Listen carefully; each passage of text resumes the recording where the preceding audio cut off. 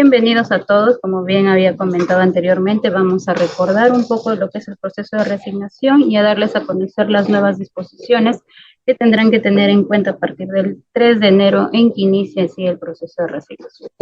Como sabemos nosotros, la norma actual que rige en su totalidad el proceso de reasignación es la resolución viceministerial 042-2022-minero. Posterior a ello se emitió una resolución viceministerial, también la 151, pero que incorporaba una disposición complementaria solamente de aplicación para ese año.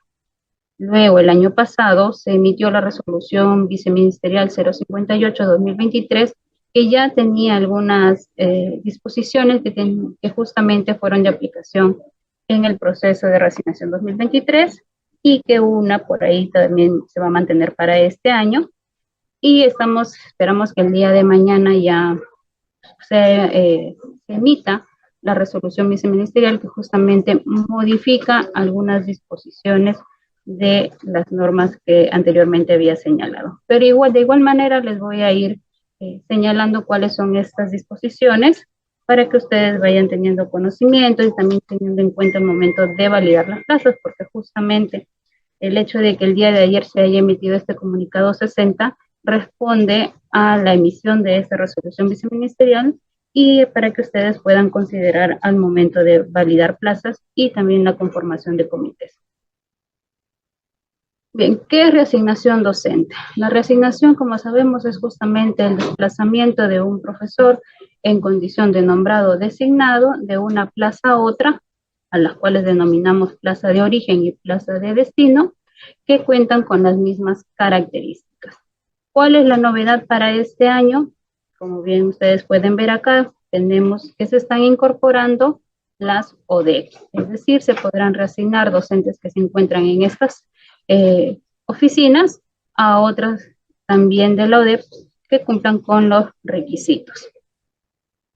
El docente, siempre que se reasigna, debe de mantener el mismo cargo, área de desempeño, modalidad, forma, nivel, ciclo, área o campo de conocimiento, pero como también sabemos, justamente aquí tenemos una excepcionalidad en las disposiciones complementarias que ya veremos más adelante.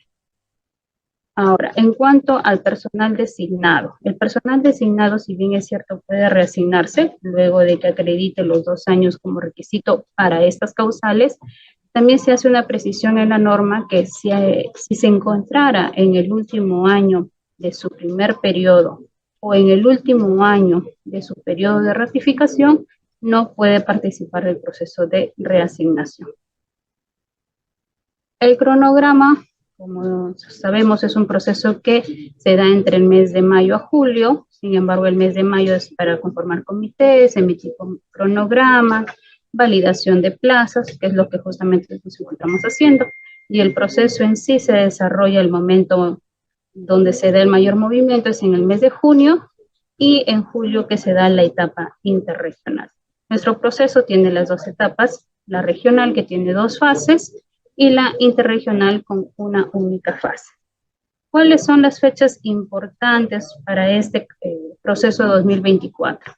Tenemos actividades generales que, como bien había mencionado, empiezan justamente el 3 de junio hasta el 10 de julio. Aquí ustedes, mejor dicho, las DRE han tenido que tener en cuenta porque ya todas las regiones han emitido sus cronogramas, han aprobado y ya las UGELs deberían haber sido notificadas y este cronograma ya haber sido publicado en sus sitios oficiales para que puedan los docentes tomar conocimiento. ¿Cuándo empieza el proceso de reasignación e instrucción única? Es decir, tanto para la etapa regional como para la interregional, es del 3 al 10 de junio.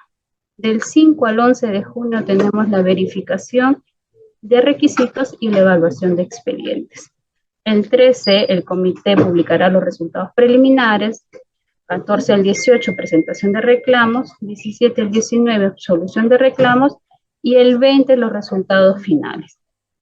En el 21 de junio empieza la primera fase de la etapa regional con la publicación de cuadro de méritos, luego viene la adjudicación de plazas y la emisión de resoluciones. Estas actividades se van a volver a repetir en la segunda fase y en la fase única de la etapa interregional. Nosotros concluimos con todo el proceso el 31 de julio con la emisión de resoluciones de la etapa interregional. Conformación de comité. En el mes de marzo se emitió el oficio múltiple 048, que es justamente establece cuál era el procedimiento que tenían que seguir para determinar al cuarto miembro, que es el representante de los profesores, de los docentes. La conformación del comité es otra novedad que justamente tiene la resolución que está por emitirse. Aquí ya no se establece directamente quiénes van a ser los que conformen, sino va a ser el titular de la entidad quien va a designar a los miembros del comité. Solo a 6, es decir, a 3 titulares y a 3 alternos. El cuarto miembro titular y el cuarto miembro alterno se supone que las UGELs ya tienen determinado porque ya han realizado el procedimiento establecido en el oficio múltiple 48. Estos son para las UGELs y para las DRE que administran instituciones educativas de educación básica y técnico-productiva. Para las DRE, en sí ya para lo que es las plazas de especialistas de educación, bien, también conforman un comité con 4 miembros, pero aquí, como sabemos, no hay un representante de los docentes. Igual es el titular de la entidad quien va a designar a los 4 miembros titulares y a los 4 miembros alternos. Funciones del comité. Solamente por alguna excepcionalidad y que haya sido argumentado ante la DRE, se podrá modificar el cronograma aprobado solamente para el UGEL que lo ha solicitado. Asimismo, y para que ya vienen implementando, pero igual para tenerlo preciso, de forma clara, si es que el postulante se está presentando a su mismo UGEL, es decir, la UGEL de origen y la UGEL de destino será la misma, el comité deberá solicitar a la oficina de escalafón el informe escalafonario de reasignación de ese docente. Entonces, si tengo un docente que es de mi mismo UGEL y no ha presentado el informe escalafonario, yo no podré excluirlo declararlo no apto por no haber presentado ese documento, porque es función del comité solicitarlo a la oficina de escalafón.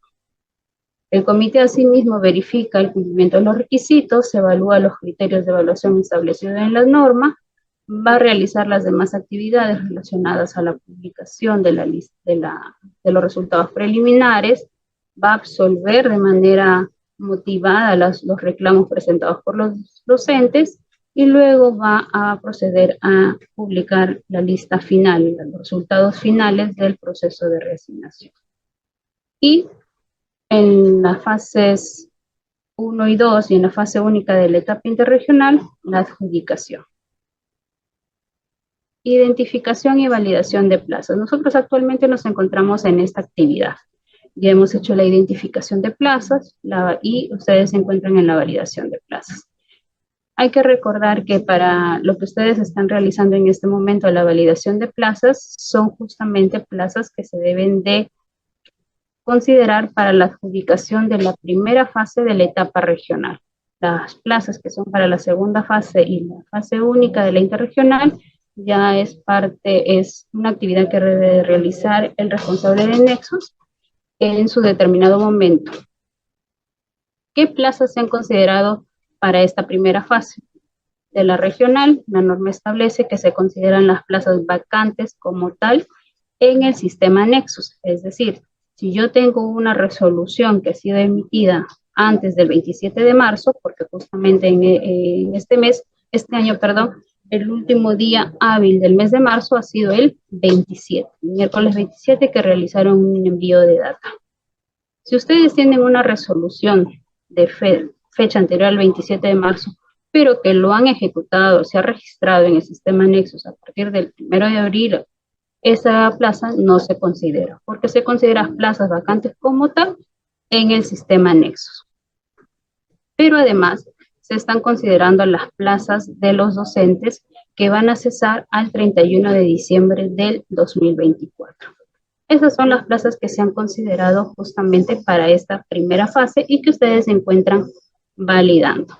¿Qué plazas no se consideran para la reasignación y que ustedes deben de excluir en este momento que están realizando la validación en el módulo que tenemos dos actualizadores que justamente se han emitido?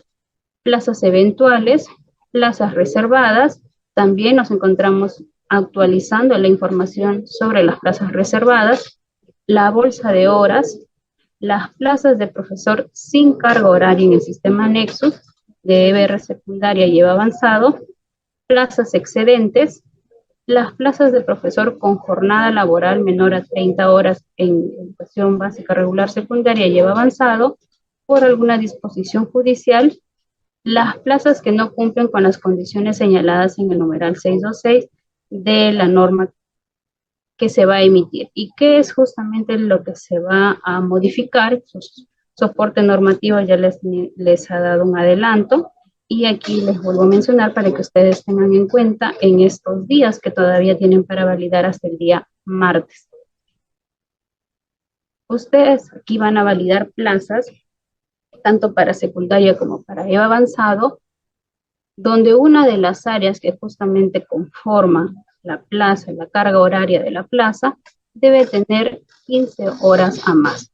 Y por ejemplo, yo tengo una plaza que tiene 15 horas de matemática, 10 horas de PCC y el resto lo completo con áreas extracurriculares, esa plaza sí es apta para el proceso de reasignación, hablando de la carga horaria, porque tiene 15 horas en una de las áreas, que es justamente matemática.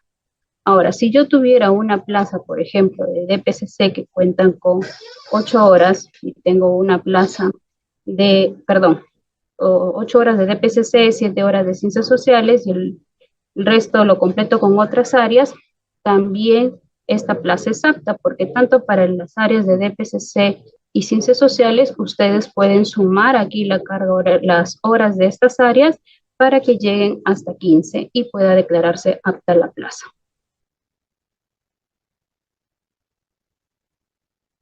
Plazos de validación de las plazas. La prepublicación ya la hemos realizado el día 9 de mayo. La validación, como se les ha mencionado, era hasta el día de hoy, pero se ha emitido el comunicado 60, que será hasta el día martes 28.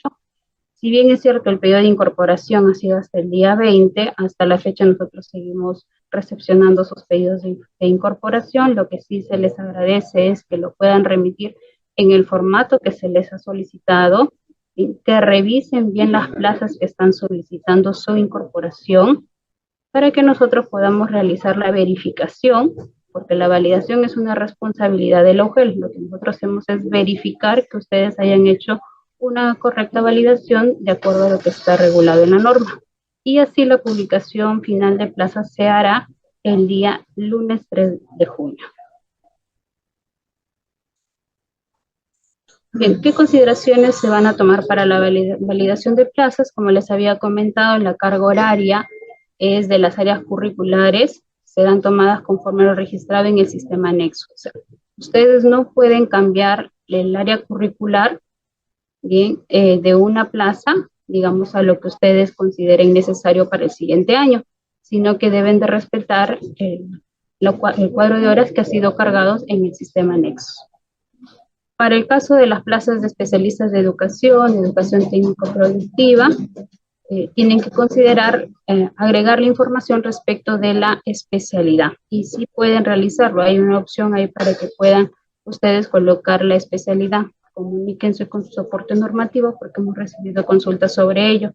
Su soporte ya tiene las orientaciones para que les pueda brindar a ustedes y ustedes registren la especialidad en las plazas de educación técnico-productiva. Para la validación de plazas de instituciones educativas E y B, tanto para la segunda fase y para la etapa interregional, deben considerar lo que está establecido en la norma. ¿Por qué es que es para esas fases y no para la primera fase? Porque las plazas que nosotros ya hemos prepublicado ya se encuentran debidamente validadas por la DEIP. Entonces, esa información respecto a E y B no puede ser modificada por ustedes, ni tampoco por nosotros, porque se va a considerar lo que ha sido reportado por esta dirección. En caso ustedes consideren que una plaza no no es apta, deberán marcar en el módulo la opción no y colocar cuál es el motivo. El motivo son solamente aquellos que están establecidos en el numeral 627 de la RBM 042. Requisitos y postulación. Bien, como nosotros sabemos a estas causales de interés personal y unidad familiar, el postulante puede presentarse a más de una UGEL de destino. Es decir, tanto es así que puede postular a todas las UGELs a nivel nacional. Quizás estoy exagerando, pero es posible. Lo que no es posible es que se pueda adjudicar en más de una, porque ustedes, como saben, este proceso se lleva a través de una plataforma. Entonces, si bien es cierto, el docente se podrá registrar, inscribir en el sistema o en el módulo que le corresponde a una determinada UGEL, no va a poder adjudicarse en más de una UGEL porque yo me adjudiqué, por ejemplo, hoy en la mañana en una UGEL y igual estoy asistiendo a una adjudicación en la tarde a otra UGEL. A esa UGEL donde yo deseo adjudicarme por la tarde, le va a salir un mensaje. Ese docente ya se encuentra adjudicado en la UGEL tal. Por lo tanto, no se va a permitir mi adjudicación. ¿Cuáles son los requisitos? Los requisitos se van a mantener bien en cuanto para la reasignación por interés personal y unidad familiar, que son que hayan acreditado los 3 años mínimo como nombrado, 2 años de servicios oficiales efectivos continuos o acumulativos. Acumulativos va más por el tema de los encargados, bien, en la plaza que se encuentra al momento de su postulación. Bueno, este segundo requisito se encuentra suspendido en lo que es haber aprobado la última evaluación de desempeño docente, adjuntar el informe escalafonario de reasignación. El informe escalafonario de reasignación ya se encuentra habilitado en el AINE para que ustedes puedan emitirlo a partir del 3 de mayo, ya han podido atender los pedidos de los docentes. Ahora, ¿cuál es otro requisito, una novedad en esta norma que está por emitirse? Si ustedes bien recuerdan, el anexo 2 podían presentarlo inclusive hasta el momento de la adjudicación. Ahora no, el anexo 2 es parte de los requisitos que deberán presentar el postulante al momento de su inscripción. Ahora, para la reasignación por unidad familiar, son los requisitos que anteriormente había mencionado, pero adicionalmente deben acreditar el vínculo familiar, ya sea el vínculo de parentesco, por ejemplo, si es con su cónyuge, la partida de matrimonio, si es con su hijo, la partida de nacimiento, copia del DNI, y bueno, estos requisitos ustedes ya lo conocen. Además, también las declaraciones juradas, ¿no? La declaración jurada del familiar que reside en el lugar de destino y la declaración jurada por parte del docente postulante. Y aquí vienen las etapas del proceso de reasignación. Tenemos una actividad, un momento general, bien, que es para todo el proceso, etapa regional, etapa interregional, la inscripción del postulante, verificación de los requisitos, evaluación de expedientes, la publicación de los resultados, preliminares, los reclamos, tanto la presentación como su absolución, publicación final de resultados, y luego ya pasamos a lo que es la primera fase de la etapa regional. Aquí ustedes tienen que realizar la publicación ya del cuadro de mérito, la adjudicación, emiten resolución, informe del comité, y aquí se les agradece, por favor, que exista comunicación entre las UGELs. Nosotros recibimos siempre, cuando están por concluir las fases, en cierto modo, quejas de parte de las UGELs, porque no hay una comunicación, no saben, no les notifican las resoluciones de reasignación de los docentes. Y como sabemos, ustedes pueden emitir de forma inmediata a través de la plataforma, ni bien emiten el acta de adjudicación, pueden emitir la resolución de reasignación del docente. ¿Qué plazas se consideran en esta primera fase? Como había mencionado, las que han estado generadas como vacantes hasta el último día hábil del mes de marzo. También en este caso se consideran las plazas que un docente va dejando al momento de reasignarse. Por ejemplo, yo soy un docente de la misma UGEL de origen y UGEL de destino es la misma, he adjudicado una plaza, he liberado mi plaza, el responsable de Nexus ha verificado que mi plaza cumple con las condiciones para ser parte del proceso, y un docente que justamente está en el cuadro de mérito en lugares más atrás que yo, decide adjudicarse esa plaza. ¿Este procedimiento es válido? Sí, porque la misma norma habilita que las plazas que se van liberando en esta fase sean consideradas dentro de la adjudicación. Luego de ello pasamos a la segunda fase. ¿Y quiénes participan en la segunda fase? ¿Qué docentes? Siempre tenemos esta consulta. ¿Qué docentes pasan a la segunda fase del proceso de reasignación de la etapa regional? Porque cuando yo postulo, yo debo de indicar a cuál etapa estoy postulando, ¿verdad? Entonces yo no digo voy a la primera fase o a la segunda fase, solo digo voy a la etapa regional. Aquí en la segunda fase se consideran aquellos docentes que habiendo estado en la primera fase decidieron no adjudicarse, ¿bien?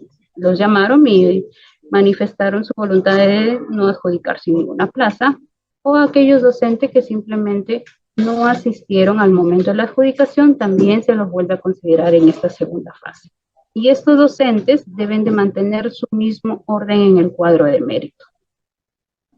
Luego realizan la emisión de la resolución, el informe propio del comité, deben de comunicar a la UGEL de destino sobre esta reasignación.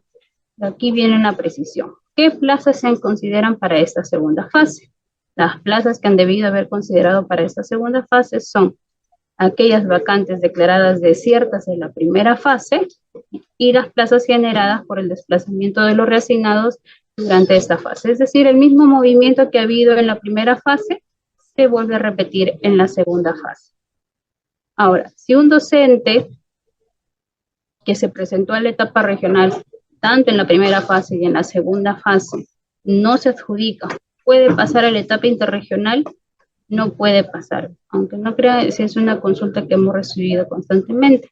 El docente que no se adjudique en la segunda fase, ahí queda, se queda en su UGEL de origen, en la UGEL donde viene realizando su labor, no va a haber ningún tipo tampoco de consecuencias respecto al docente, y solamente participan en la etapa interregional aquellos que se han inscrito para esa etapa. Las actividades, publicación de plazas, publicación del cuadro de mérito, solo aquellos docentes que se inscribieron a esta etapa interregional hacen la adjudicación, el informe del comité y emiten resolución. ¿Qué plazas se consideran en esta etapa interregional?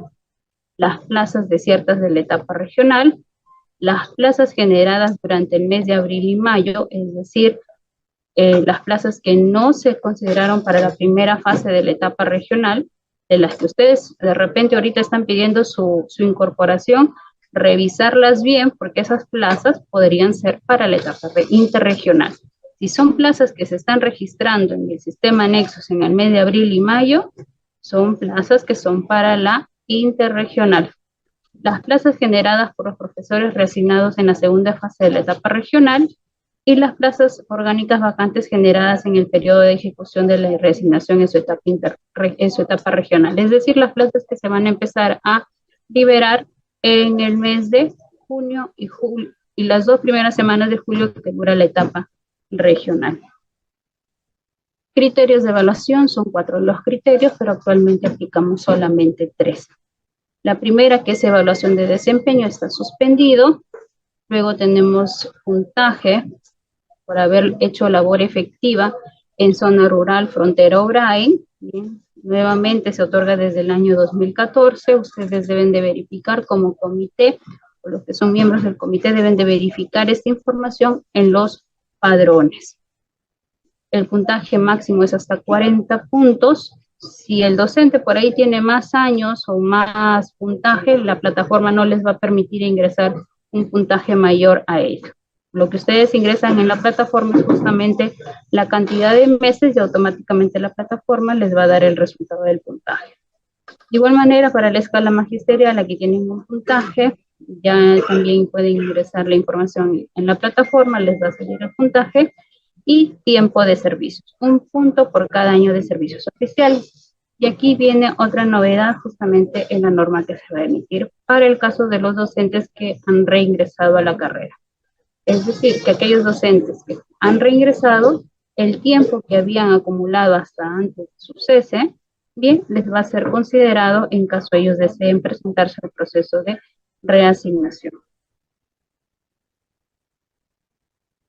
Una vez que ya han establecido todos, han aplicado los criterios de evaluación, van a obtener los resultados y en caso exista algún empate entre los docentes, aplican el desempate en base a este orden de prelación. Escala magisterial, tiempo de labor efectiva en zona rural, frontera o BRAE, tiempo de servicios oficiales en la carrera y por último, fecha de expedición del título pedagógico de licenciatura.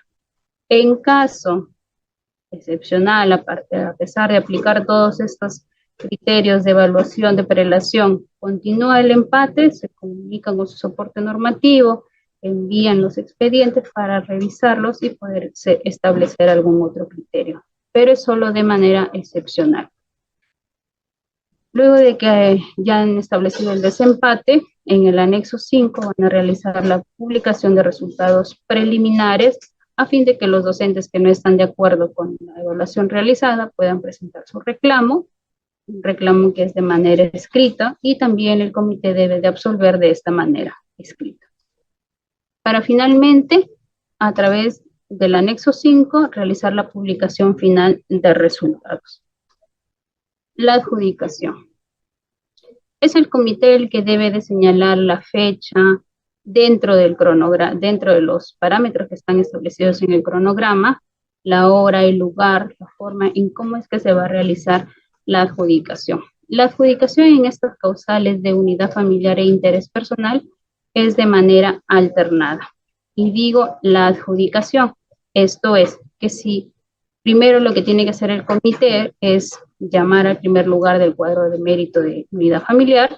En caso el docente se adjudique, pasará al primer lugar del cuadro de mérito de interés personal. Pero ¿qué pasa si el docente del primer lugar del cuadro de mérito de unidad familiar o al que yo llamé en el orden no desea adjudicarse?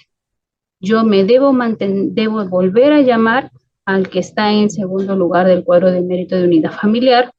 Y si tampoco quiere adjudicarse, llamo al tercero de unidad familiar y si este se adjudica, de ahí recién paso al primer lugar del cuadro de mérito de interés personal, porque la norma establece que la adjudicación es de forma alternada, no el llamado, sino la adjudicación. Algunas disposiciones que tienen que tener en cuenta al momento de la adjudicación. En caso el docente que se ha inscrito al proceso no asista, este puede acreditar a un representante mediante una carta poder simple. Ahora, lo que les había mencionado, el profesor que durante la primera fase de la etapa regional no es adjudicado, debe ser considerado en la segunda fase, manteniendo su orden de mérito, pero esto como solamente es aplicable para la segunda fase de la etapa regional. Aquí viene otra novedad justamente de la norma que se va a emitir, de la resolución viceministerial, y que nosotros hemos recibido, digamos, los aportes de ustedes, los implementadores. Y es en cuanto a la renuncia a la reasignación. El docente va a mantener este derecho a poder renunciar a la adjudicación, solo que los plazos se reducen. El docente solamente tiene 2 días hábiles después de haber sido adjudicado para poder presentar su renuncia.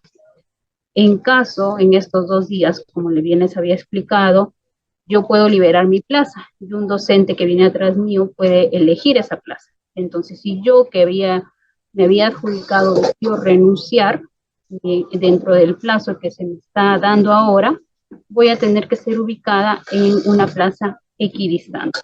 Ahora, si yo me adjudico, me notifican con mi resolución de reasignación, y es una notificación válida, yo ya no voy a poder presentar la renuncia. Es decir, si una vez que ha sido notificada, nadie va a poder renunciar, solamente dentro de esos 2 días hábiles que se les está concediendo.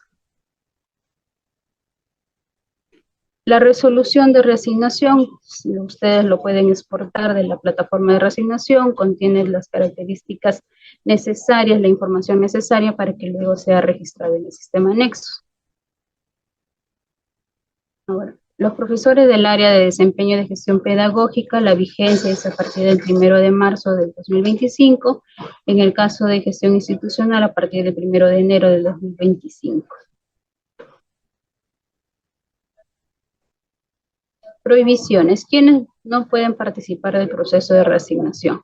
Los que se encuentran en algún proceso disciplinario, los que están en proceso de racionalización, cuentan con alguna medida preventiva o de retiro a consecuencia de una denuncia administrativa, están inhabilitados administrativamente y o judicialmente, tienen antecedentes penales o judiciales, están inscritos en el Registro Nacional de Sanciones contra Servidores Civiles, se encuentran cumpliendo algún tipo de sanción, haber suscrito compromisos específicos de no reasignación dentro de programas especiales del Minedu, encontrarse de licencia sin goce de remuneraciones.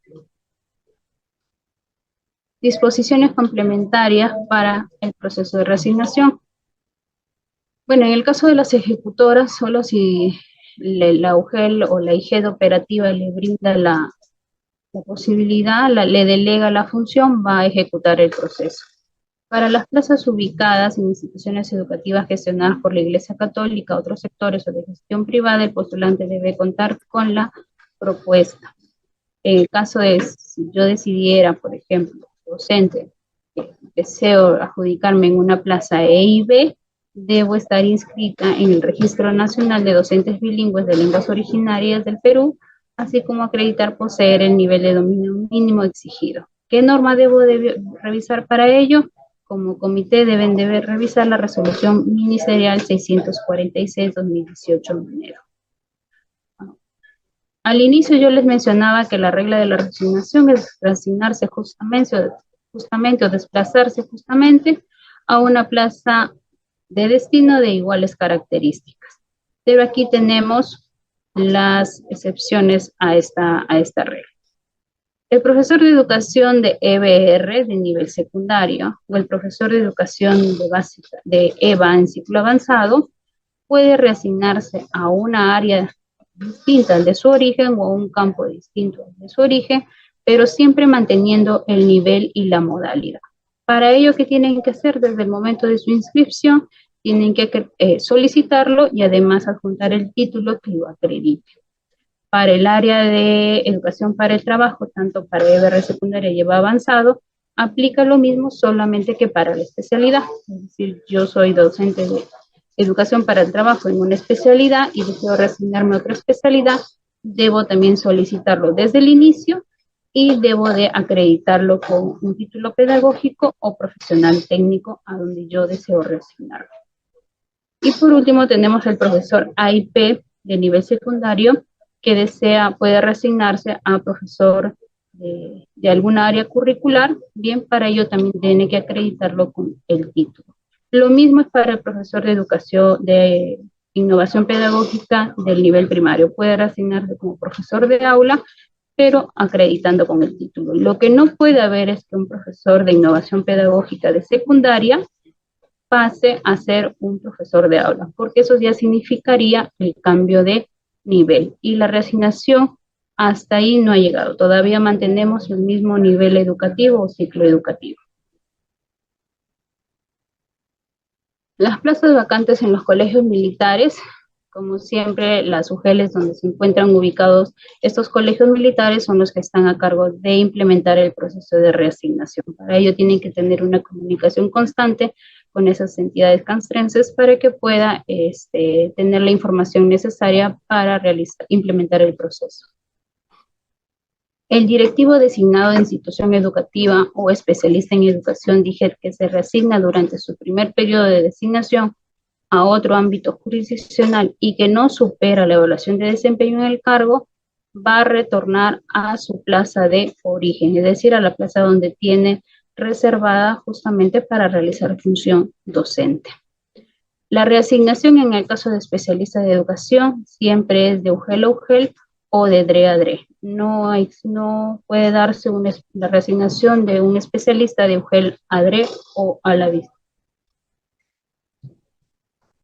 Ahora, si yo, profesor, yo me he reasignado, he participado de este proceso de reasignación 2024, mi reasignación va a ser vigente a partir del 1 de marzo del 2025, pero también he decidido participar del proceso de encargatura y he logrado acceder a una plaza, tengo que informar a la UGEL de destino, a la UGEL a donde yo me voy a reasignar, que voy a asumir esa encargatura para que esa plaza donde yo me he reasignado sea coberturada con contrato.